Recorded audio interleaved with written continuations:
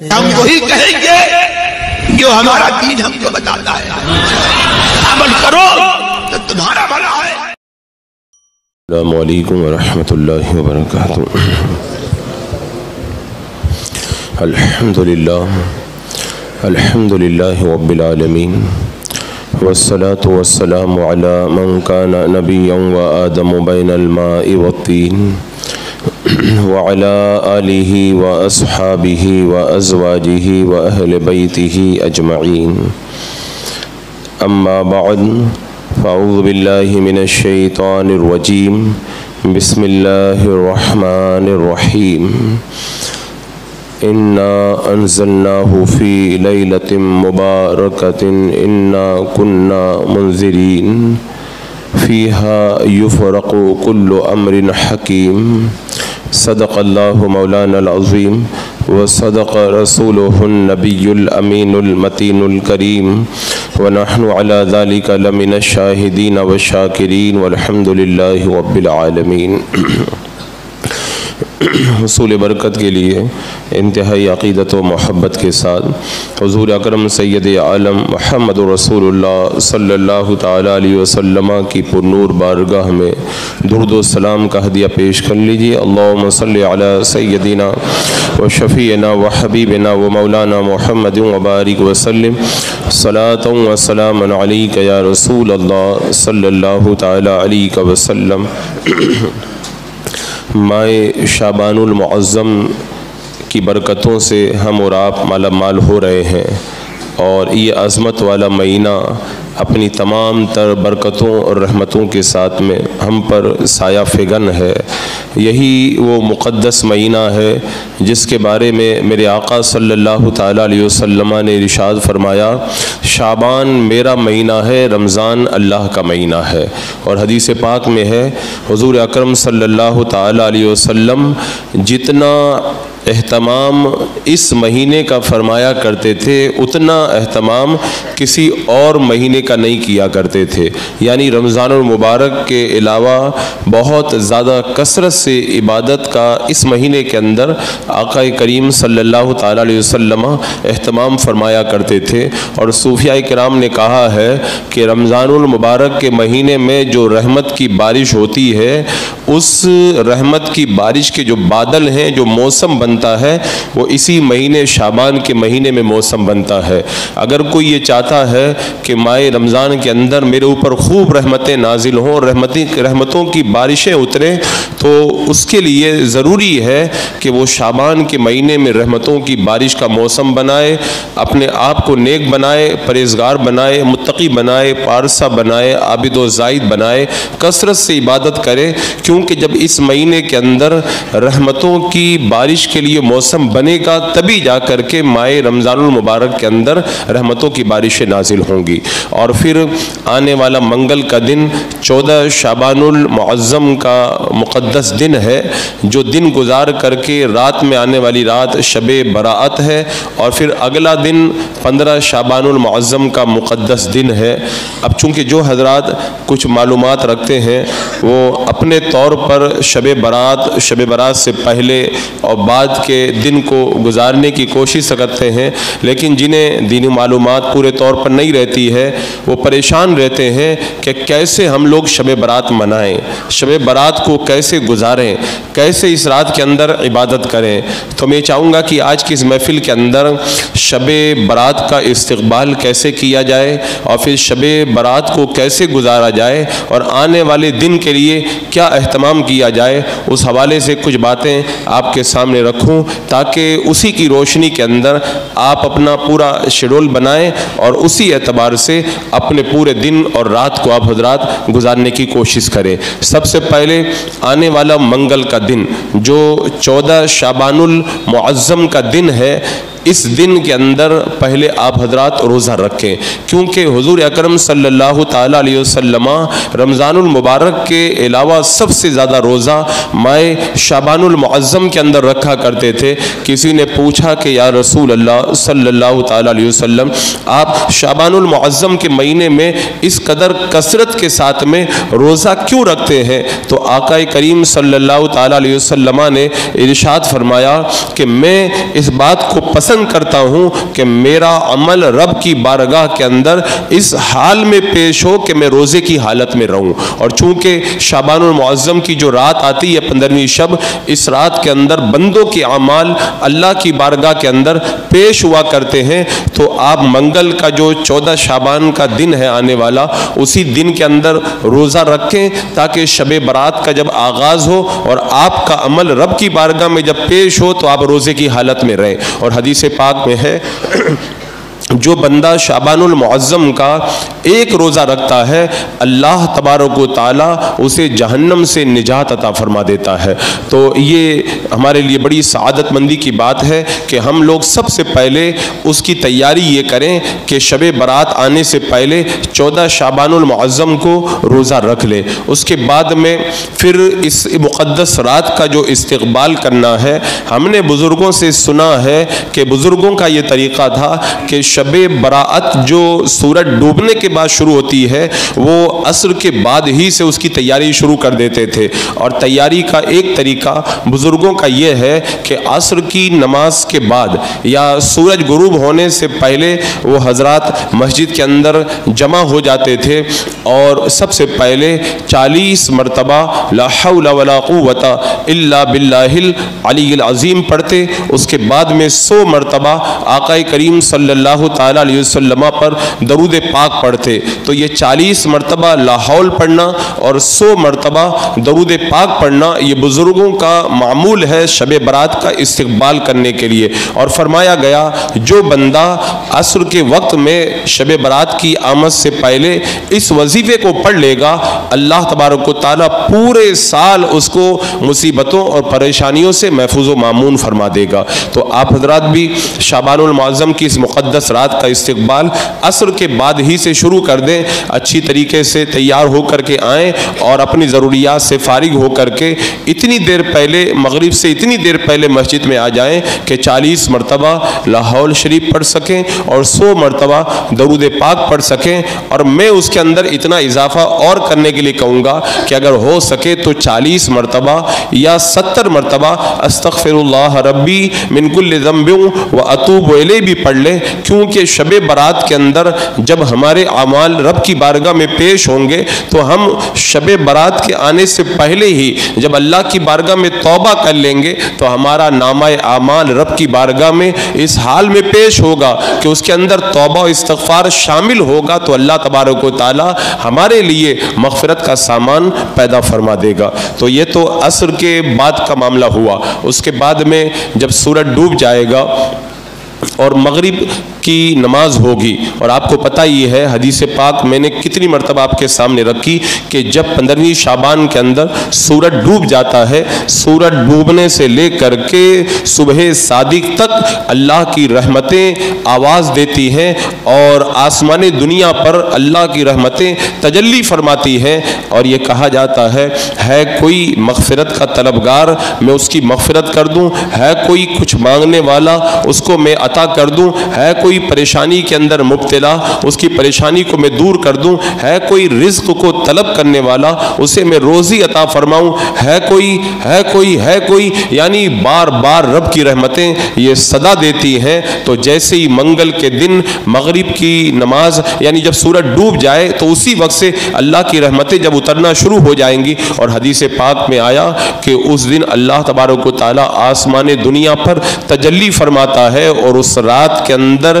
عرب کے مشہور قبیلہ بنی بکر کی بکریوں کے بالوں کے برابر گنہگاروں کو جہنم سے نجات عطا فرماتا ہے اور اتنے گنہگاروں کے اللہ تعالیٰ مغفرت فرماتا ہے. تو آپ حضرات مغرب کی نماز کے اندر آئیں اور مغرب کی نماز اچھا ایک بات اس سے پہلے میں اور بھی عرض کر دوں، اگر آپ حضرات شب برات کا استقبال کرنا چاہتے ہیں تو آپ کو اپنے ذہن کے اندر یہ بات رکھنا ہوگا کہ حدیث پاک کے اندر کچھ ایسے لوگوں کا ذکر ہے جو شب برات کی اتنی اترنے والی برکتوں کے باوجود بھی محروم رہ جاتے ہیں. لہذا اگر آپ حضرات ان روزوں کو رکھنا چاہیں، وظائف کو ادا کرنا چاہیں، تو اس سے پہلے اس بات کا خیال رکھیں کہ حدیث پاک میں جن لوگوں کو اس رات کے اندر محروم قرار دیا ہے، اگر خدا نہ کرے ہم میں سے کوئی ایسا بندہ ہو تو شب برات کے آنے سے پہلے اپنے آپ کو ان چیزوں سے پاک پاک صاف کر لیں۔ جیسا کہ حدیث پاک میں فرمایا گیا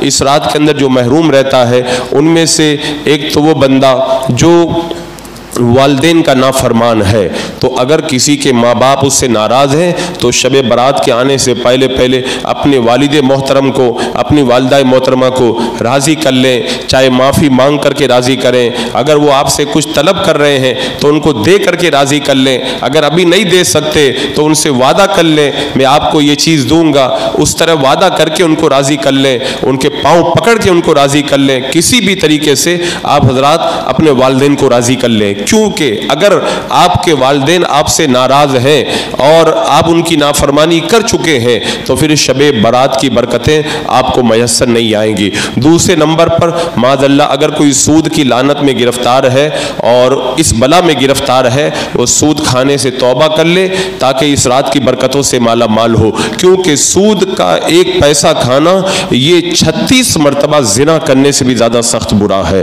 تو اس گناہ سے بھی پہلے توبہ کر لے۔ اگر معاذ اللہ کوئی شرابی ہے تو شراب سے توبہ کر لے، کیونکہ جو بندہ شراب پیتا ہے 40 دن تک اس کی نماز قبول نہیں ہوتی ہے، اس گناہ سے بھی توبہ کر لے۔ اگر کوئی کینہ پرور ہے، مسلمانوں سے حسد رکھتا ہے، دل میں کینہ رکھتا ہے، تو شب برات کے آنے سے پہلے کینہ پروری سے بھی توبہ کر لے۔ میرے آقا علیہ السلام نے فرمایا صبح اس حال میں کرو کہ تمہارے دل کے اندر کسی مسلمان کے بارے میں کینہ نہ ہو، کیونکہ جو کینہ رکھتا ہے اس رات کی برکتوں سے محروم رہتا ہے۔ اور اگر کسی کے رشتہ دار بہن بھائی چچا پھوپھی خالہ جو بھی ناراض ہیں ان کو بھی راضی کر لیں، ورنہ پھر اس رات کی برکتیں آپ کو نہیں ملیں گی۔ حدیث پاک میں آتا ہے اللہ تبارک و تعالیٰ کا فرمان ہے کہ جو رشتے کو توڑتا ہے اس کو میں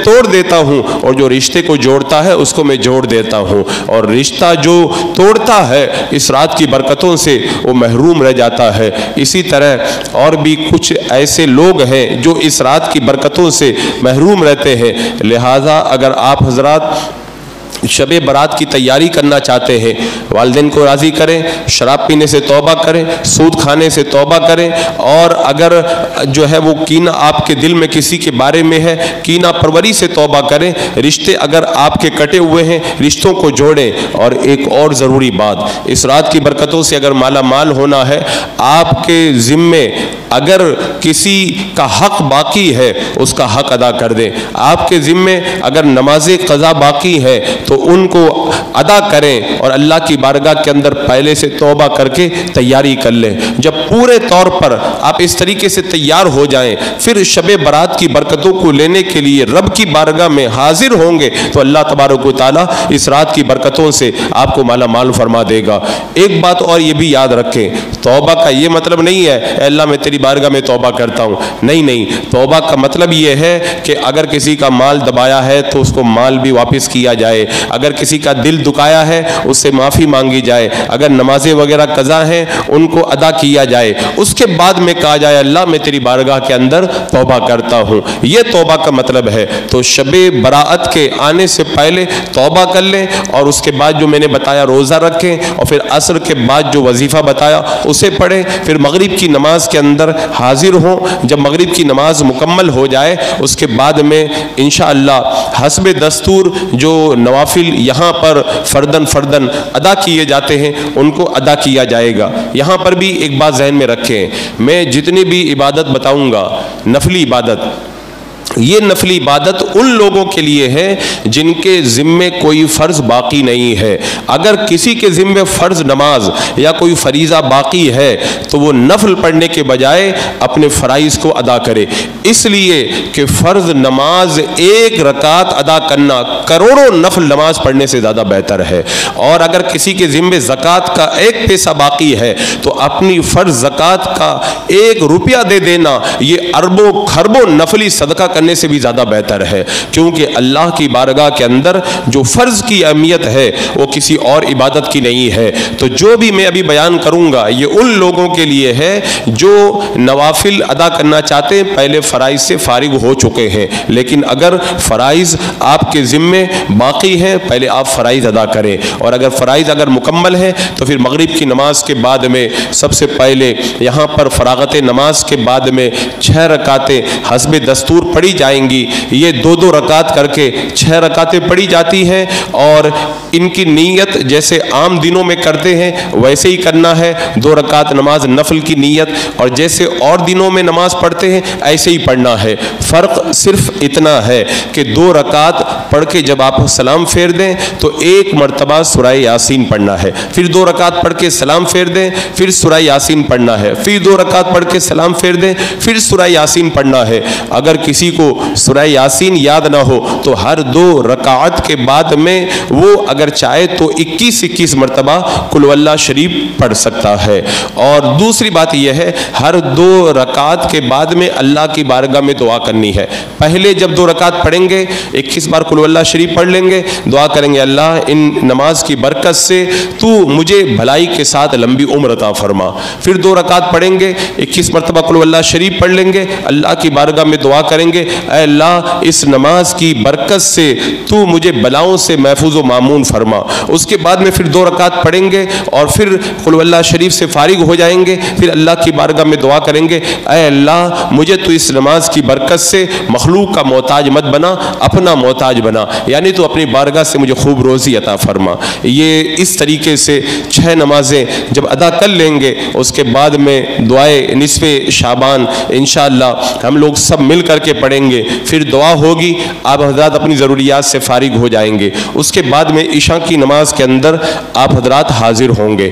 اب یہاں سے آپ کو شب بیداری کرنی ہے۔ حدیث پاک میں آتا ہے جو بندہ 4 راتوں کے اندر جاگ کر کے عبادت کرتا ہے اللہ تبارک و تعالیٰ کی رحمتوں سے مالا مال ہو جاتا ہے۔ اس میں سے عید کی رات، بقرعید کی راتیں اور شب برات۔ اور ایک حدیث پاک میں آیا جو بندہ 5 راتوں میں عبادت کرتا ہے وہ اللہ تبارک و تعالیٰ اس کے دل کو زندہ کر دے گا جس دن اور لوگوں کے دل مردہ ہوں گے۔ ایک عرفہ کی رات، ایک شب برات اور ایک عید کی رات اور بقرعید کی راتیں۔ اور ایک حدیث پاک میں ہے آقا کریم صلی اللہ تعالیٰ علیہ وسلم نے ارشاد فرمایا کہ ان راتوں کے اندر بندہ جو عبادت کرتا ہے تو ان راتوں کے اندر حدیث پاک کا مفہوم ہے کہ عبادتوں کا ثواب بڑھا دیا جاتا ہے۔ اب یہ مسئلہ ہے کہ اس رات کے اندر ہم کیسے جاگیں، کیسے عبادت کریں۔ 9 بجے نماز ختم ہو جاتی ہے اور صبح جو ہے وہ 6 بجے اذان ہوتی ہے، یہ 9 گھنٹے کا ٹائم ہے۔ اب جو آدمی جانتا ہے نہیں پریشان ہوتا ہے 9 گھنٹہ میں کیسے گزاروں، میں کہتا ہوں اگر دل لگا کے عبادت کرنے بیٹھ جاؤ نا 9 گھنٹہ کم پڑ جائے گا، دعا کرو کہ اللہ 9 گھنٹہ اور دے دے تاکہ میں تیری بارگاہ میں اور عبادت کروں۔ اب عبادت کا طریقہ کیا ہوگا؟ ایک تو بزرگوں کا معمول ہے آپ حضرات اس رات کے اندر غسل کر کے آئیں، کیونکہ شب برات کے اندر غسل کرنے کی حدیث پاک میں ترغیب دی ہے، اور بزرگوں نے فرمایا اگر ہو سکے تو 7 بیری کے پتے ابال کر کے اس پانی سے غسل کیا جائے تو اللہ تبارک و تعالیٰ جادو، آفتوں، بلاؤں سے سال بھر تک محفوظ رکھتا ہے۔ لیکن یہ بھی ایک بڑی مصیبت ہے کہ اگر کوئی مستحب کام لوگوں کو بتایا جائے تو اس کو ایسا ضروری سمجھ لیتے ہیں کہ بس یہی کرنا ہے، اور فرض کام بتایا جائے تو توجہ نہیں دیتے۔ یہ کریں تو اچھی بات ہے لیکن کرنا کوئی فرض اور واجب اور لازم ضروری نہیں ہے۔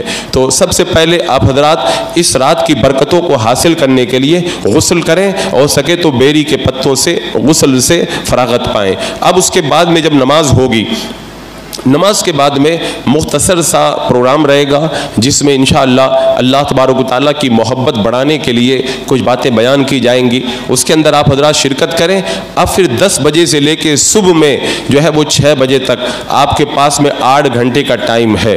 یہ 8 گھنٹہ آپ کیسے گزاریں گے میں مختصر طور پر اس کا ایک شیڈول بتا دیتا ہوں تاکہ آپ لوگوں کو اسی طرح سے شب بیداری کرنے کے اندر آسانی رہے۔ تو اس رات کی عبادت کو آپ حضرات 5 حصوں میں تقسیم کر لیں۔ ایک نوافل ادا کرنا، دوسرا قرآن مقدس کی تلاوت کرنا، تیسرا اوراد و وظائف پڑھنا، چوتھا دعا کرنا، اور 5واں اپنے مردوں کے لیے ایصال ثواب کرنا، قبروں کی زیارت کرنا۔ اب یہ 5 کام ہمیں کیسے ادا کرنے ہیں آئیے میں جو ہے وہ ترتیب کے ساتھ اسے بتاتا ہوں۔ سب سے پہلے نوافل، کیونکہ عبادتوں میں سب سے اہم عبادت ہے نماز، اس کے بعد میں سب سے اہم عبادت ہے یہ قرآن مقدس کی تلاوت، اس کے بعد میں جو دوسرے وظائف ہیں ان کی فضیلت ہے۔ اور یہ جو ترتیب ہے، یہ ترتیب میں اس لیے بتا رہا ہوں، صوفیاء کرام فرماتے ہیں نماز پڑھنا سب سے مشکل کام ہے، اس کے بعد میں تلاوت کرنا مشکل ہے، اس کے بعد میں ذکر کرنا مشکل ہے۔ تو جب آپ نماز کے بعد میں بالکل فریش رہیں گے تو سب سے پہلے شروعات کریں مشکل کام سے، تاکہ آپ کو مشکل کام کرنے میں آسانی رہے۔ تو سب سے پہلے اگر فرائض آپ کے ذمہ باقی نہیں ہے تو نفل نماز ادا کریں۔ اب نفل نماز کیسے پڑھیں؟ ایک نفل نماز تو ایسی ہے کہ اگر آپ اس کو پڑھنا شروع کر دیں گے ویسے ہی فجر کی اذان ہو جائے گی۔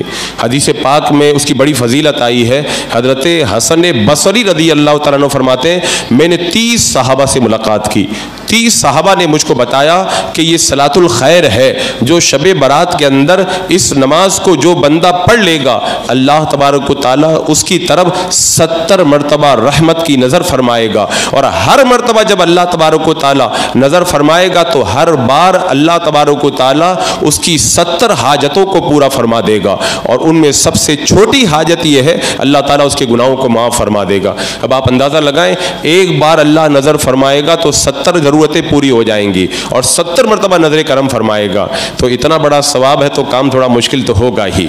یہ 100 رکعت آپ کو پڑھنی ہے، 2 رکعت کر کے، جیسے اور دنوں میں پڑھتے ہیں ویسے ہی پڑھنی ہے۔ فرق صرف اتنا ہے کہ ہر رکعت کے اندر الحمد شریف کے بعد میں 10 مرتبہ قل ہو اللہ شریف پڑھنا ہے۔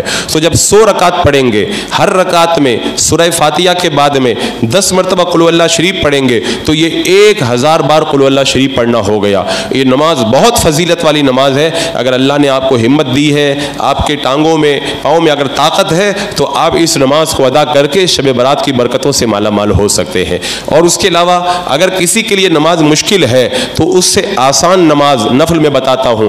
حضرت آقا کریم صلی اللہ تعالیٰ علیہ وسلم نے حضرت عباس رضی اللہ تعالیٰ عنہ سے فرمایا چچا کیا میں تمہیں ایسی نماز بتاؤں؟ حضرت عباس نے کہا کہ یا رسول اللہ ضرور مجھ کو بتائیں۔ میرا آقا علیہ السلام نے ارشاد فرمایا یہ ایسی نماز ہے کہ اگر اس نماز کو تم پڑھ لو گے اللہ تبارک و تعالیٰ تمہارے دانستہ گناہوں کو بھی معاف فرما دے گا، انجانے میں جو گناہ ہوئے ان کو بھی معاف فرما دے گا، چھپ کر جو گناہ کیے ان کو بھی معاف فرما دے گا، جو گناہ ظاہری طور پر کیے ان کو بھی معاف فرما دے گا، جو چھوٹے گناہ ہیں اللہ ان کو بھی معاف فرما دے گا، جو بڑے گناہ ہیں اللہ تبارک و تعالیٰ ان گناہوں کو بھی معاف فرما دے گا۔ یعنی آقا کریم صلی اللہ تعالیٰ علیہ وسلم نے اس نماز کی بڑی فضیلت فرمائی اور فرمایا اے عباس میرے چچا اگر ہو سکے تو اس نماز کو روزانہ پڑھو، اگر روزانہ نہیں پڑھ سکتے ہر جمعہ کو پڑھو، ہر جمعہ کو نہیں پڑھ سکتے سال میں ایک بار پڑھو، اور سال میں ایک بار نہیں پڑھ سکتے تو میرے چچا زندگی میں ایک بار یہ نماز ضرور پڑھ لینا۔ اس نماز کا نام ہے صلاۃ التسبیح۔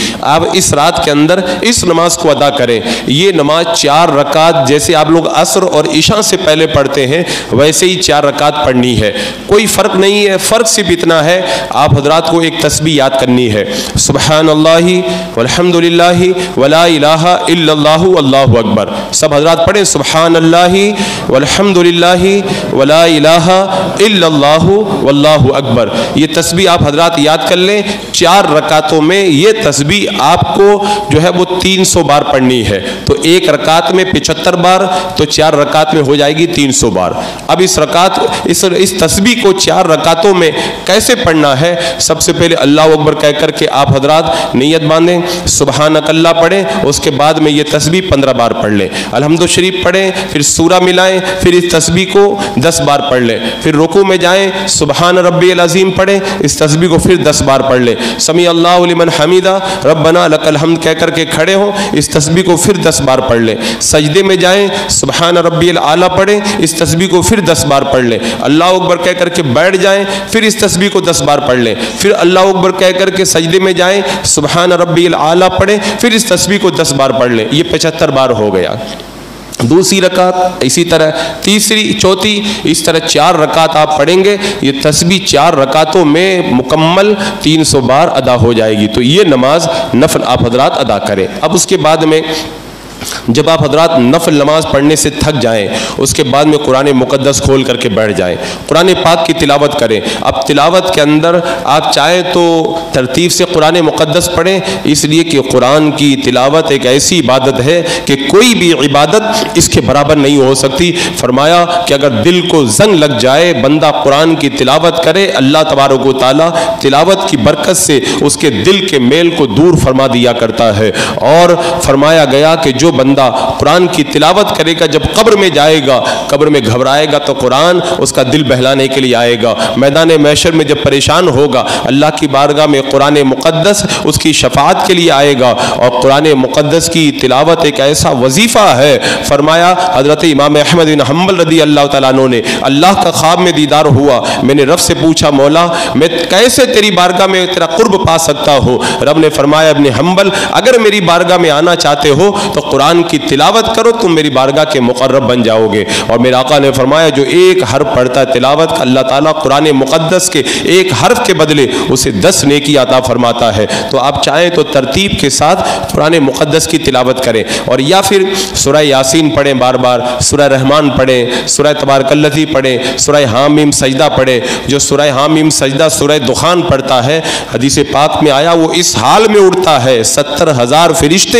اس کے لیے مغفرت کی دعا کرتے رہتے ہیں. تو قرآن کی ہر سورت کی الگ فضیلت ہے, تو کسی بھی سورہ کی تلاوت کریں. جب آپ تلاوت سے تھک جائیں اس کے بعد میں تیسرے نمبر پر آپ حضرات ذکر کے اندر مگن ہو جائیں. ذکر کیسے کریں؟ تو ذکر کے اندر سب سے افضل ذکر جو ہے, افضل الذکر لا الہ الا اللہ. میرا آقا علیہ السلام نے فرمایا سب سے بہتر ذکر ہے لا الہ الا اللہ محمد رسول اللہ. تو آپ اس کو پڑھیں.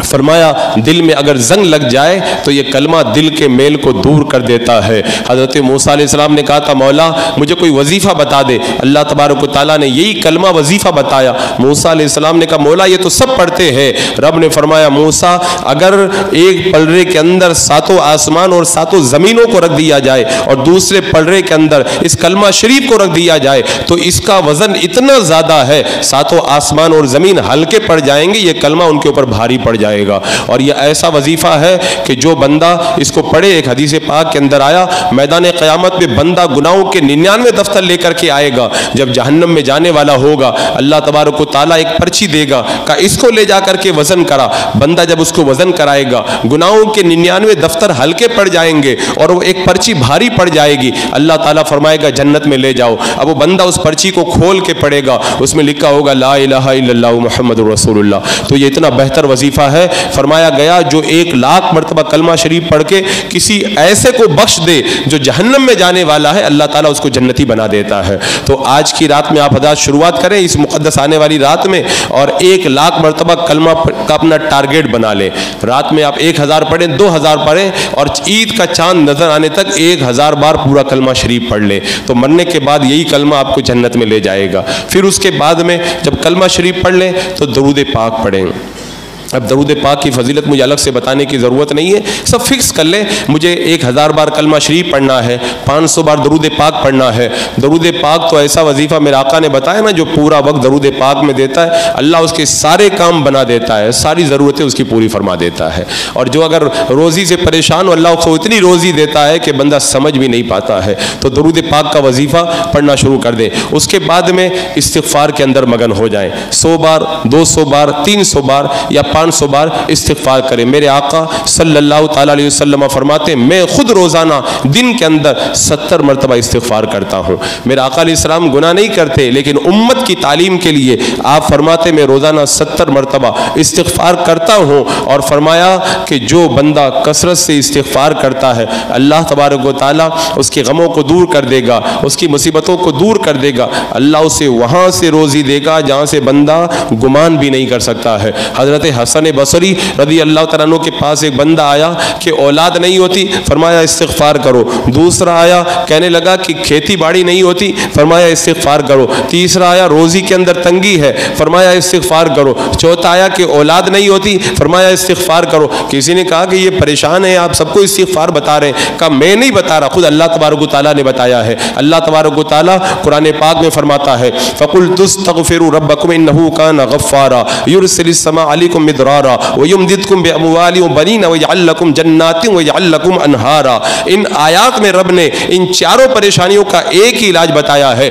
अगर कोई भी परेशानी हो इस्तिग़फ़ार करो, अल्लाह ताला तुम्हारी परेशानी को दूर फरमा देगा। तो फिर आप 100, 200 या 500 मरतबा तौबा इस्तिग़फ़ार के अंदर मगन हो जाएं। उसके बाद में आप हज़रात जो है वो 100 मरतबा, 200 या 300 मरतबा ला हौला वला कुव्वता इल्ला बिल्लाहिल अलील अज़ीम पढ़े। ये वजीफ़ा मैं बार बार इसलिए बताता हूँ, आजकल लोग गम टेंशन का ज़्यादा शिकार है और टेंशन फ्री करने वाला ये वजीफ़ा है। हज़रत अबू मूसा रज़ी अल्लाह तआला अन्हु फरमाते हैं कि एक बार मैं कोई वजीफ़ा दिल में पढ़ रहा था, अल्लाह के रसूल अलैहिस्सलाम तशरीफ़ लाए, फरमाया अबू मूसा ऐसा वजीफ़ा बताता हूँ, अगर तुम उसको पढ़ लोगे तो ये जन्नत के ख़ज़ानों में से है। मैंने कहा या रसूल अल्लाह बताइए।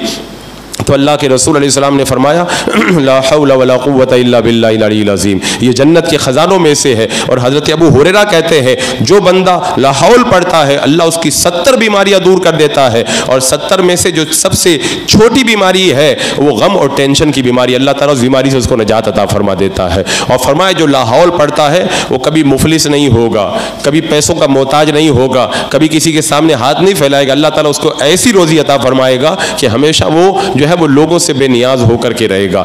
ये तस्बीह पढ़ ली, उसके बाद में 100 बार, 200 बार या 500 बार अल्लाह की तस्बीह और हम्द बयान करें। फरमाया गया अल्हम्दुलिल्लाह जो बंदा कहता है मीज़ान भर दिया जाता है, और सुबहान अल्लाह वल्हम्दुलिल्लाह कहता है तो अल्लाह तबारक व तआला ज़मीन व आसमान भर के उस बंदे को अजर व सवाब अता फरमाता है। और यह ऐसी तस्बीह फरमाया सुबहान अल्लाह व बिहम्दिही, जो बंदा इस तस्बीह को 100 बार पढ़े, अगर समंदर के झाग के बराबर भी उसके गुनाह हो अल्लाह ताला उनको माफ़ फरमा देता है। एक सहाबी आए कि या रसूल अल्लाह बहुत गरीब हूँ, पैसा कहीं से नहीं आता, मोहताज हूँ। मेरे आका ने फरमाया फरिश्तों वाली तस्बीह क्यों नहीं पढ़ते? कहा या रसूल अल्लाह कौन सी तस्बीह? मेरे आका ने फरमाया 100 बार पढ़ लिया करो सुबहान अल्लाहि व बिहम्दिही सुबहान अल्लाहिल अज़ीम व बिहम्दिही अस्तग़फिरुल्लाह। उन सहाबी ने जब पढ़ा तो अल्लाह ने इतनी रोज़ी दी कि घर में रखने की जगह बाकी नहीं रह गई। तो ये तस्बीह बहुत बड़ा वजीफ़ा है, कसरत से चाहे तो आप सुबहान अल्लाह पढ़े, अल्हम्दुलिल्लाह पढ़े या सुबहान अल्लाह व बिहम्दिही पढ़े, तो जो भी तस्बीह आप पढ़ सकते हैं पढ़े। मेरे ख्याल से बेहतर ये रहेगा ज़्यादा से ज़्यादा तस्बीह के अंदर सुबहान अल्लाहि वल्हम्दुलिल्लाहि वला इलाहा इल्लल्लाहु वल्लाहु अकबर ये तस्बीह पढ़े, ताकि इसके अंदर सारा वजीफ़ा जो है वो जमा हो जाए। और जब इस तस्बीह से भी आप हजरात फारिग हो जाएं तो थक जाएं तो चौथे नंबर पर वजीफ़ा है आप हजरात जो करें दुआ, अल्लाह की बारगाह में फिर दुआ के अंदर मगन हो जाएं। अब दुआ कैसे करें? बहुत सारे लोग कहते दुआ करते कबूल नहीं होती। दुआ की जो शर्तें हैं, जो आदाब हैं, जो तरीक़ा है, उसके मुताबिक आप दुआ करेंगे। हदीस पाक में आता है 5 रातों में अल्लाह ताला दुआ कबूल फरमाता है। उन्हीं में से एक शबे बरात है। शबे बरात के अंदर जो दुआ की जाती है अल्लाह रद्द नहीं फरमाता, और अल्लाह ताला खुद फरमाता उदूनी अस्तजिब लकुम, मुझसे दुआ करो मैं तुम्हारी दुआ कबूल करूंगा। जब वो खुद ही खालिक फरमा रहा है मांगो, तो फिर कैसे हो सकता है कि मांगने का हुक्म भी दे और बंदा मांगे अल्लाह ताला उसको न दे? ऐसा नहीं हो सकता है। बस तरीका होना चाहिए, यानी रोज़ी पाक होना चाहिए, फ़राइज़ को अदा करे, गुनाहों से तौबा कर ले, उसके बाद में बावुज़ू हो, अच्छे कपड़े पहने, बदन पे खुशबू लगाए और मस्जिद के अंदर हाजिर हो, खाना काबा की तरफ मुंह कर ले, 2 जानू जैसे अत्तहियात में बैठते हैं ऐसे बैठ जाए, अपने दोनों हाथों को उठा ले, या तो दोनों हाथों को वह जो अपने सीने के बराबर रखे, और या फिर अपने कंधों के बराबर रखे, और या फिर सर के बराबर उठा करके ऊपर करे, और हाथ फैले हुए हों, दोनों हाथों के दरमियान कुछ कुशादगी हो। और उसके बाद में अल्लाह तबारक व तआला की बारगाह में जब दुआ शुरू करे, पहले अल्लाह की तस्बीह करे, अल्लाह की तारीफ़ करे, सुबहान अल्लाह व बिहम्दिही पढ़े, अल्हम्दुलिल्लाह हम्दन कसीरन मुबारका पढ़े, ये सब पढ़ ले। दुरूद पाक पढ़े, और दुरूद पाक पढ़ने के बाद में 3 मरतबा कहे या रब्बल आलमीन या रब्बल आलमीन या रब्बल आलमीन, फिर 5 मरतबा कहे या रब्बना या रब्बना या रब्बना। उसके बाद में दुआ की शुरुआत करे। दुआ करते वक्त में ये तसव्वुर करे कि मेरा परवरदिगार मुझे देख रहा है, और फिर आंखों के अंदर आंसू लाए, और फिर दुआ इस अंदाज के अंदर करे कि मेरा रब जो मैं मांगूंगा मुझे अता फरमाएगा। यकीन के साथ में दुआ करे, दिल इधर उधर न भटकता हो, क्योंकि अल्लाह के रसूल ने फरमाया कि जो गफलत में दुआ करता है अल्लाह ताला उसकी दुआ कबूल नहीं फरमाता।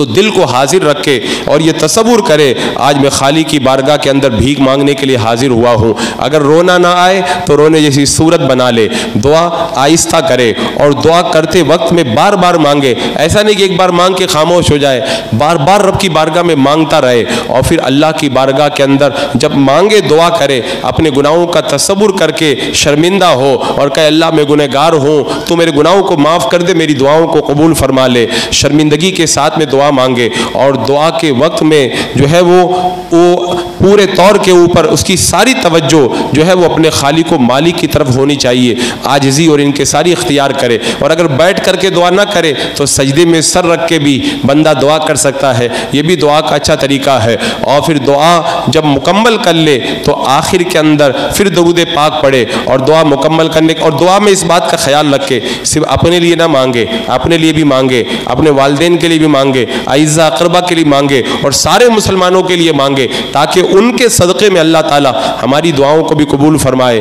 میں کہتا ہوں اگر اس طرح دل لگا کر کے جب رب کی بارگاہ میں جب مانگنے لگ جاؤ گے نا, تو پھر کسی تعویذ والے کے پاس نہیں جانا پڑے گا, کسی امام صاحب کے پاس میں کچھ جو ہے وہ فریاد لے کے نہیں جانا پڑے گا. جب سارے بادشاہوں کے بادشاہ کے دربار میں جب آ کر کے کھڑے ہو گئے آپ اور یہاں پہ مانگ لیا اور یقین کے ساتھ مانگ لیا, تو میں کہتا ہوں اللہ کی بارگاہ میں جو بندہ یقین کے ساتھ مانگتا ہے اللہ تبارک و تعالیٰ اس کا دامن ضرور بھر دیا کرتا ہے. پھر دعا میں مگن ہو جائیں اور پھر اگر اس کے بعد میں اگر کچھ تھکان محسوس ہو تو آپ حضرات چاہیں تو دوبارہ تازہ وضو بنا لیں, چائے وغیرہ پی کر کے فراغت حاصل کر لیں. اور اگر نیند آ رہی ہے تو نیند اگر دور نہ ہو رہی ہو تو تھوڑی دیر تک لیٹ جائیں, 10-15 منٹ کے لیے کمر سیدھی کر لیں. اس کے بعد میں پھر اسی طرح ترتیب کے ساتھ میں ان اوراد و وظائف میں مگن ہو جائیں. اور پھر اگر ہو سکے تو پہلے یا بعد میں اپنے مرحومین کی قبروں پہ جائیں, ایصال ثواب کریں. حضرت عبداللہ بن عباس رضی اللہ تعالیٰ عنہ سے روایت ہے کہ شب برات کے اندر روحیں گھر کے دروازے پہ آتی ہے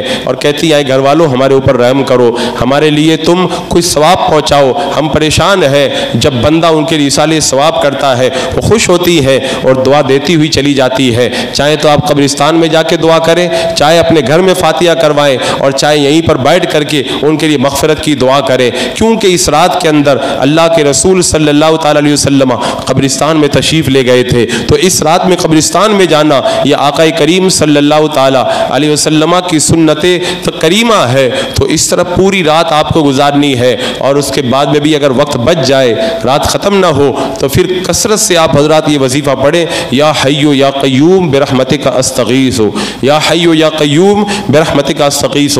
فرمایا گیا جو اس کو زیادہ پڑھتا ہے وہ اللہ کی محبت میں دیوانہ ہو جاتا ہے, اللہ تعالیٰ اسے اپنی محبت عطا فرما دیتا ہے, اور بڑا باثر وظیفہ ہے. بعض علماء نے فرمایا یہ اسم اعظم ہے. تو کثرت سے یا حیو یا قیوم برحمتک استغیث کا وظیفہ کریں. سونے کے لیے بہت ساری راتیں ہیں, زندگی بھر بندہ راتوں میں سوتا رہتا ہے. یہ راتیں نیکوں کے لیے نہیں ہے, ہم گنہگاروں کے لیے آتی ہے. نیک تو روزانہ ہی جاگ کر کے عبادت کرتے ہیں, اللہ تعالیٰ یہ راتیں ہم گنہگاروں کو دیتا ہے. اے رات میں سونے والوں, آؤ اس رات میں میری بارگاہ میں آ کر کے میری رحمتوں سے تم بھی مالا مال ہو جاؤ. اور اس رات کی پھر کیا برکتیں ہیں وہ تو آپ حضرات نے بارہا سنا. حضرات مکرم یہ مختصر سی ترتیب اور شیڈول میں نے بتایا ہے. اگر اس طریقے سے آپ حضرات شب برات کو گزاریں گے, میں کہتا ہوں فجر کا وقت ہو جائے گا, آپ کو پتہ بھی نہیں چلے گا. پھر جب فجر کا وقت ہونے والا ہو سحری کریں, اور سحری کر کے 15 شعبان کا یعنی بدھ کے دن کا بھی روزہ رکھیں. حدیث پاک میں آیا جو بندہ 15 شعبان کا روزہ رکھتا ہے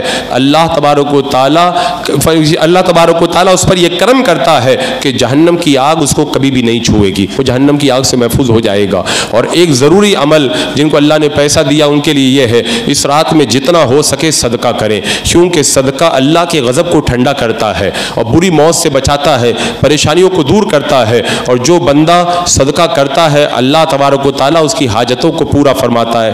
صدقہ کریں یعنی چاہے تو آپ غریب و فقیروں کے اندر دیں, اپنے رشتہ داروں میں جو پریشان حال ہے ان کی مدد کریں, یا جن کی بھی آپ مدد کر سکتے ہیں اس رات میں کثرت سے آپ حضرات مدد کریں. انشاءاللہ جاگنے سے بھی زیادہ اللہ تبارک و تعالیٰ اس صدقے کی وجہ سے آپ کو اجر و ثواب عطا فرمائے گا. یہ مختصر سے وقت میں نے تھوڑا سا شیڈول بتایا, انشاءاللہ باقی باتیں اس مقدس رات کے اندر ہوں گی. اللہ تبارک و تعالیٰ اس آنے والی رات کی برکتوں سے ہمیں اور آپ کو مالا مال فرمائے.